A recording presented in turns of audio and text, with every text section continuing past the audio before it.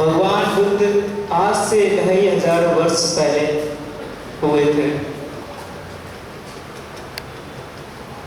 भगवान बुद्ध ने 45 वर्षों तक अपना सद्धर्म लोगों को दिया, लोगों को बांटा, करुण चित्त से, मैत्री चित्त से, और उत्तर भारत का खूब मंगल किया, खूब कल्याण किया। समय समय बीत गया और भगवान बुद्ध के वचनों को पारायण करते हुए भिक्षु, कंठस्थ करते हुए भिक्षु संगीतियों द्वारा इस धर्म को जीवित रखा।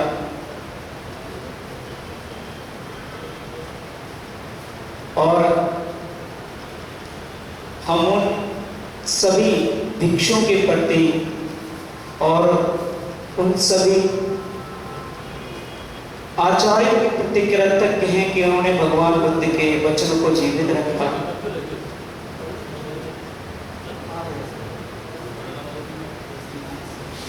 लेकिन भगवान बुद्ध के वचनों को जितना बड़ा प्रभाव पड़ा और लोग बदलते गए, सुधरते गए, लेकिन मनुवाद का प्रकोप बना ही रहा। मनुवाद का जो षड्यंत्र था, जो उनका अधर्म था, फिर भी जनता पे छाता रहा, वो हमेशा कायम रहा, वो आज भी तक जीवित है। आज से करीब 100-150 वर्ष पहले बाबा साहब ने मन एक बालक के रूप में जन्मे और जन्मने के बाद उन्होंने इसी जातिवाद कीचड़ में जीवन यापन किया और उस दुर्दशा को देखकर बाबा साहब ने बाल्य अवस्था में ही संकल्प लिया कि मुझे इसे जड़ से ही खत्म कर देना है, जड़ से ही खत्म कर देना है। तो उन्होंने एक तो बहुत विद्वान थे, छोटी ही अवस्था में विद्वान थे। मैं समझता हूं कि बुद्धिमान व्यक्ति वही होता है जिसके पास असीम पुण्य होता है। धर्म पढ़ोगे आप लोग, सदर्भ धारण करोगे तो मालूम पड़ता है कि व्यक्ति अपने कर्मों से सुबह चलता है। तो बाबा साहब एक वास्तव में बोधिसत्व थे, बोधिसत्व थे, पूर्ण पारवी व्यक्ति थे। बहुत देशों में जाकर उन्होंने शिक्षा दीक्षा की, पढ़ाई की, बहुत सारी डिग्रियां प्राप्त की, सारा विश्व का अनुभव उन्होंने ग्रहण कर रखा था। यहाँ तक कि बर्मा में भी गए। बर्मा में 2-2.5 महीना तक जो छठी संगीति हुई थी उन्होंने उसमें भी सम्मिलित हुए। और जब छठी संगीति में बाबा साहब उसमें सम्मिलित हुए तो उन्होंने देखा, अरे सचमुच धर्म क्या है, ये है धर्म असली। सारे विश्व के लोग वहां आकर बुद्ध वचनों को पढ़ते हैं, समानता देखते हैं कि अरे धर्म ये है। तो बाबा साहब ने वहां पर 2 महीना तक वहां पर अध्ययन करने के बाद उन्होंने वहां पर रिसर्च करना शुरू कर दिया। जब रिसर्च किया तो उन्होंने एक किताब लिखी, भगवान बुद्ध और उनका धम्म, बुद्ध और उनका धम्म।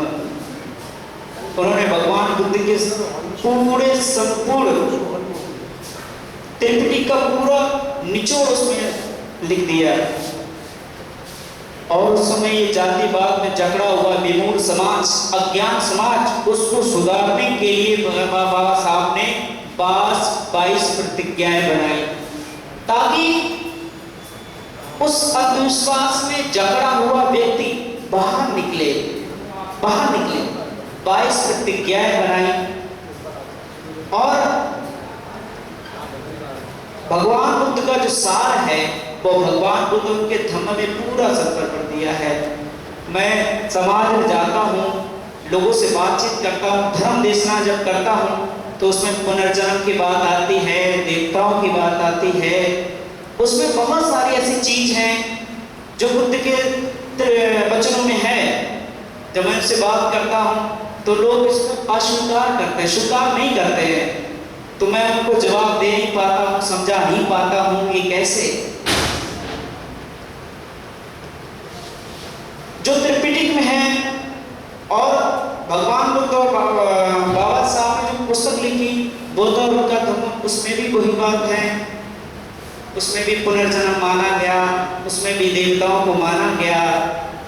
लेकिन कोई कहते हैं कि इस बुद्ध में, भगवान बुद्ध में और हिंदू धर्म अंतर क्या है, आप वही बताएंगे। हमने बहुत अंतर है, बहुत अंतर है।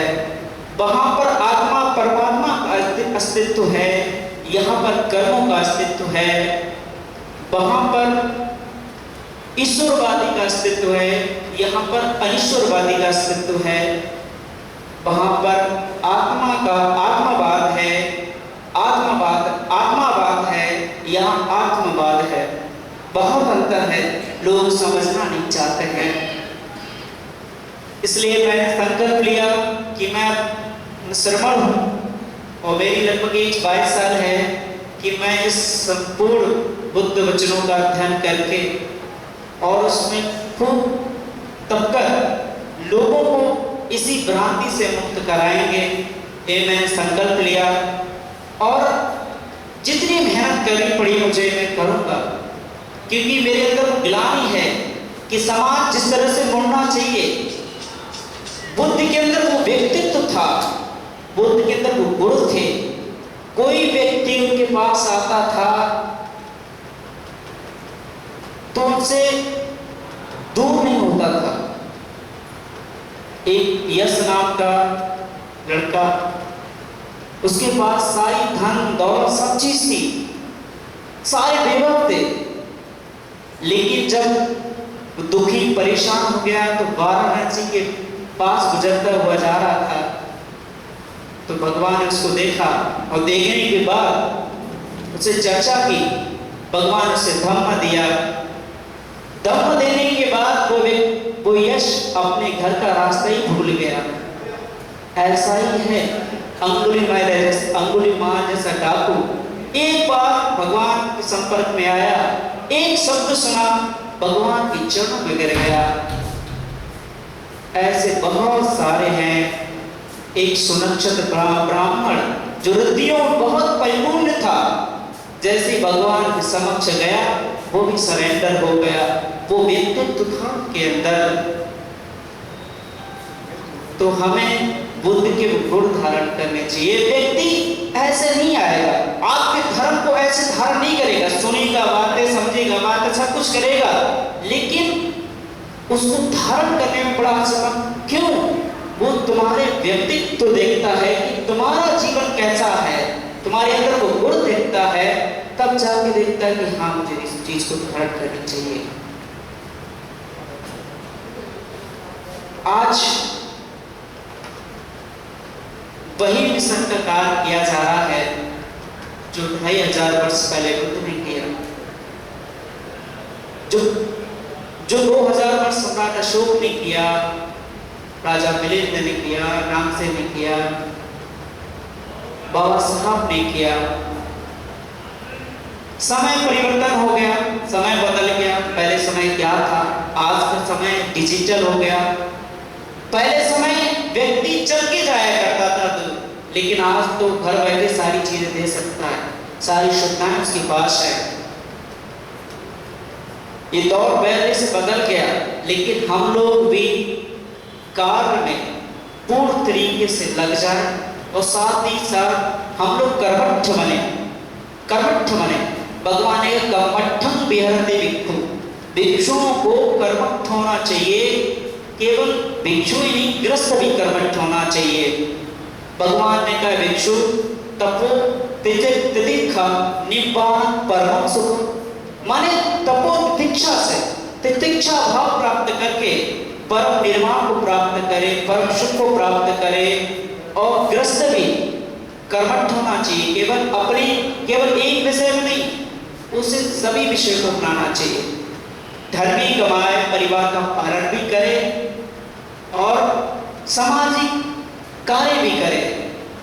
हमारे पास ऐतिहासिक 2 पुरुष हैं लेकिन वो पूरे विश्व में छा गए, पूरे विश्व में छा गए। केवल 2 ही व्यक्ति, सारा संसार उनको मानता है, बाबा साहब और भगवान बुद्ध।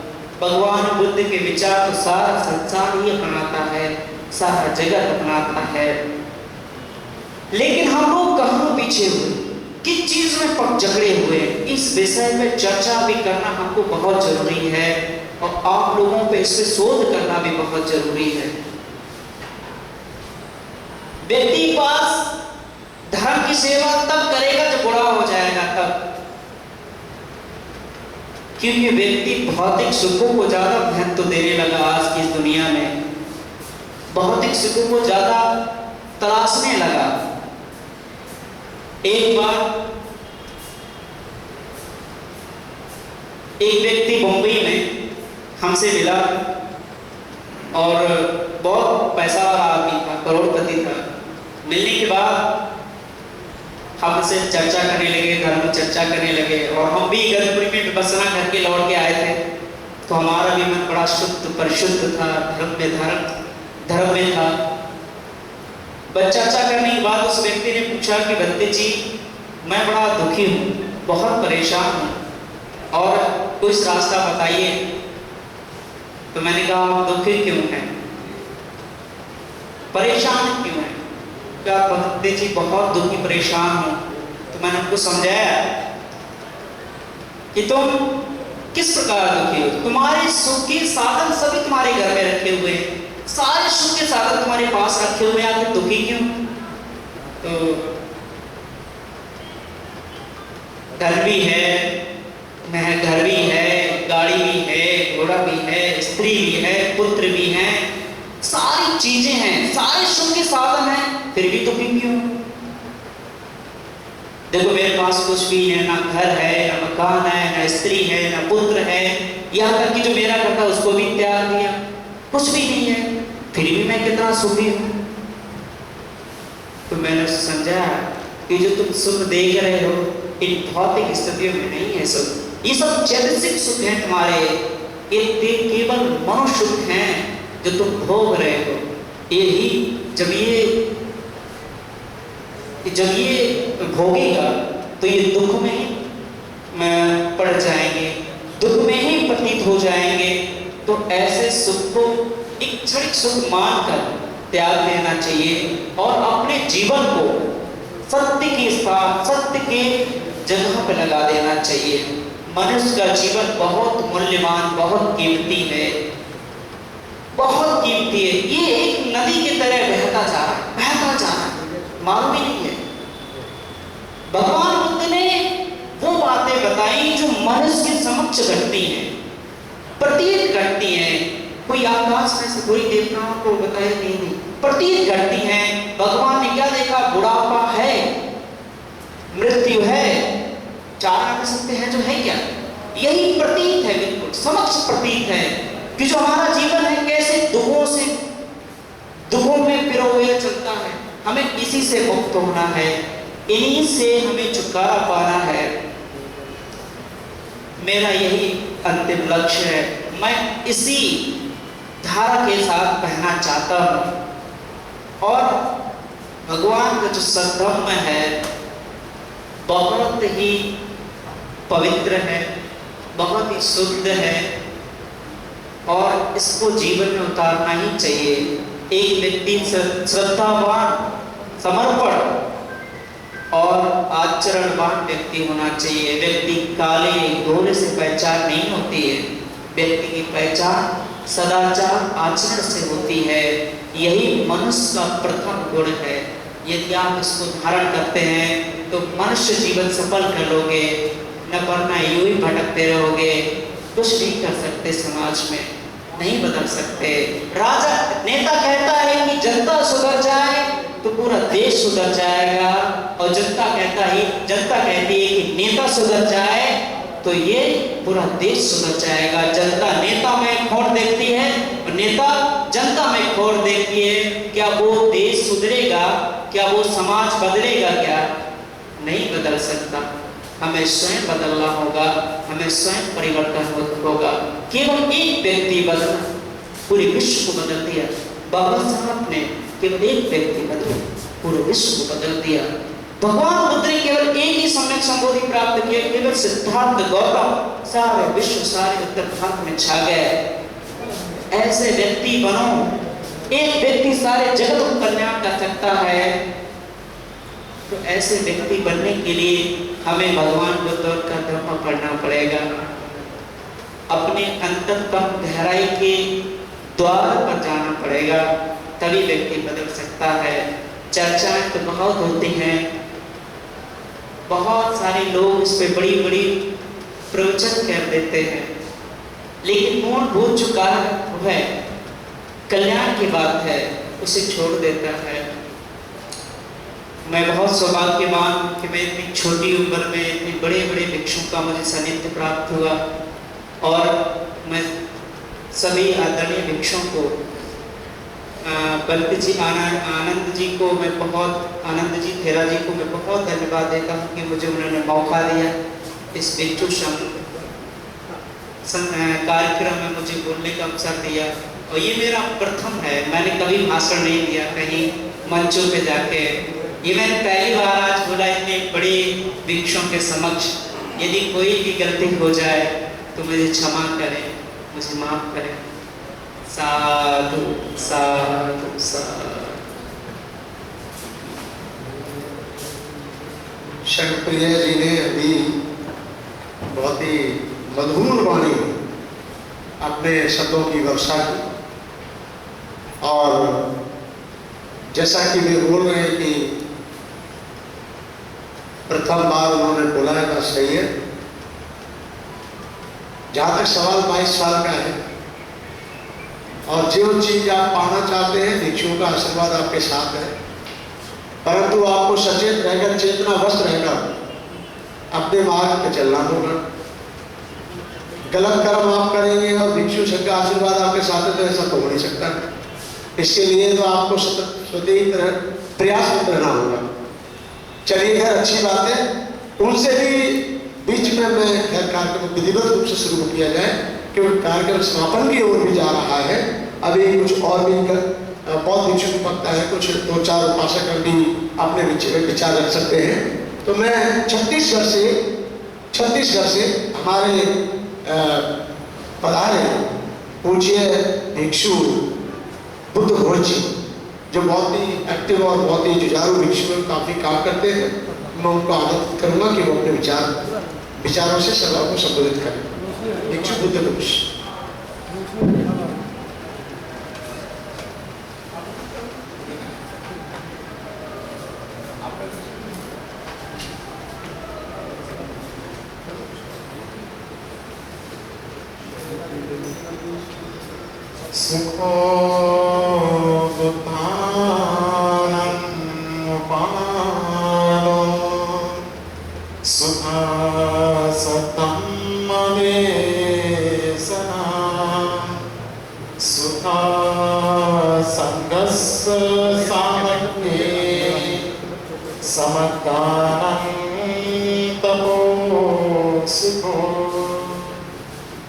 महाकारुणी तथागत अरहत सम्यक संबुद्ध उन्हें परिवार वंदन करते हुए, पूजनीय भिक्षु संघ को परिवार वंदन करते हुए, समस्त आज के इस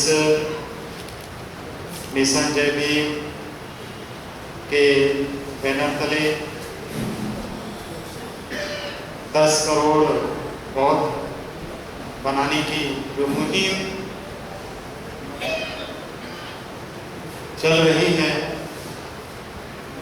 इस मुहिम में काम कर रहे सभी श्रद्धावान उपासक उपासिकाएं, उनके लिए मंगल कामना करते हुए, बुद्ध का धम्म 2500 साल हो चुके हैं, लेकिन भारत में बुद्ध धम्म कभी शीर्ष पर था, कभी उसे गर्त पर लाने का काम किया गया, और शीर्ष पर पहुंचा इसका कारण बुद्ध के धम्म का प्रभाव था, बुद्ध के संघ का प्रभाव था, और स्वयं तथागत बुद्ध का भी प्रभाव था। गर्त में जाने का कारण, इस देश में जिन लोग बुद्ध धर्म को पसंद नहीं करते, ऐसे लोगों ने साम दाम दंड भेद की नीति लगाकर पूरे धर्म को तहस नहस करने का काम किया, जिसके कारण आज भारत में कोई व्यक्ति अपने आप को बौद्ध भी कहने के लिए 10 बार सोचता कि यदि मैं अपने आप को बौद्ध कहूंगा तो मुझे सुरक्षा कौन देगा, क्योंकि चारों तरफ ऐसे परिवेश हैं जिस परिवेश में लोग जी रहे हैं। जिस समाज को सुरक्षा देने के लिए लोग होते हैं, उस समाज को आगे बढ़ाना बहुत ही आसान होता है। आज पूरे भारत की बात करें तो पूरे भारत में जिन लोग वंचित तबके के हैं, जिन्हें SC, ST, OBC के रूप में, पिछड़े के रूप में जाना जाता है, ये सभी लोग मूलतः बुद्ध के ही अनुयायी रहे। लेकिन शासन तंत्र में जिनका राजपाट था, उन्होंने उन्हें अंधविश्वास में डालने का काम किया और उसी अंधविश्वास की वजह से, अज्ञानता की वजह से आज वे लोग अपना इतिहास भूल चुके हैं। यह जो मुहिम इस आयोजन के तहत जो किया गया है, यह वही प्रयास है कि जिन लोग भटक गए हैं उन्हें सही दिशा में लाया जाए। जो लोग अपने इतिहास को भूल चुके हैं उन्हें इतिहास से अवगत कराया जाए, क्योंकि बाबा साहब अम्बेडकर जी ने कहा था कि जो व्यक्ति अपना इतिहास नहीं जानता वो अपना इतिहास नहीं बना सकता, अपना भविष्य निर्माण नहीं कर सकता। लेकिन दूसरे तरफ यह भी हमें देखने की जरूरत है कि जो व्यक्ति इतिहास से सबक नहीं सीखता तो इतिहास भी उसे सबक सिखाती है।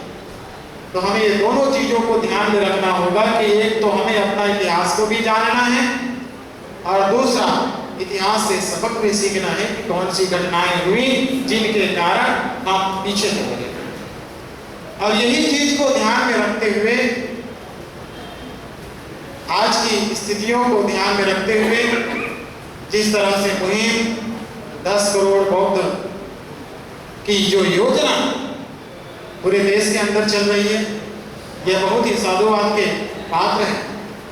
देश के अंदर 0.8% अर्थात 80 लाख बौद्धों की जनगणना सेंसस में दर्शाई गई है, लेकिन अभी तक 1% भी बौद्ध नहीं है ऐसा सरकार बोलती। जबकि देखा जाए तो इस देश में जय भीम बोलने वाले, बुद्ध की बड़ी बड़ी बात करने वाले, यहाँ पर हम 30% से भी ऊपर जय भीम बोलने वाले, बुद्ध की बात करने वाले, अपने आप को बुद्धिस्ट दिखाने वाले, अपने क्रियाकर्म संस्कार बुद्ध रीति रिवाज से करने वालों की यदि संख्या निकाली जाए तो हम 20-30% से ऊपर दे सकते। लेकिन खुल करके बौद्ध बनना नहीं चाहिए। देश के अंदर एक ऐसी मुहिम निर्माण करने की जरूरत है कि कोई व्यक्ति बौद्ध बनना चाहता है तो उसको सुरक्षा मिलना चाहिए। जिस तरह से कोई व्यक्ति मुसलमान बनता है तो उसे सुरक्षा मिल जाती है, सारे मुस्लिम उसका साथ देते हैं, उसी तरह कोई बौद्ध बनता है तो उसको भी हमें सुरक्षा देने का प्रयास पूरे देश के अंदर करना होगा और एक अलग आइडेंटिटी, एक अलग पहचान बनाने की जरूरत होगी। जब तक बौद्धों की पहचान नहीं होगी, जैसे भिक्षुओं की पहचान जीवन से हम देख करके करते हैं, वैसे बौद्धों की भी पहचान, आइडेंटिटी होनी चाहिए कि ये बौद्ध है। उनके उठना बैठना, खाना पीना, चलना फिरना, रहन सहन, ये सारी चीजों में बदलाव आने की जरूरत है। यही हमें परिवर्तन की जो मिशन बाबा साहब अम्बेडकर ने दी वो सफल होते हुए नजर आए। तो पूजनीय भंते जी के मार्गदर्शन से, ऑल इंडिया भिक्षु महासंघ के सानिध्य से जो भी गाइडलाइन देश के अंदर जारी होगा कि हम कैसे 10 करोड़ बौद्ध बना सकते हैं, क्या योजना होनी चाहिए। भिक्षु संघ हर राज्य में है, हर भिक्षु संघ का कर्तव्य है कि धम्म को लोगों तक पहुंचाए। भगवान बुद्ध ने कहा कि धम्म का प्रचार और प्रसार करने का दायित्व भिक्षु को पूर्ण रूप से मिला हुआ। धम्म प्रचार प्रसार करने की आजादी भगवान बुद्ध ने भिक्षु संघ को दी है।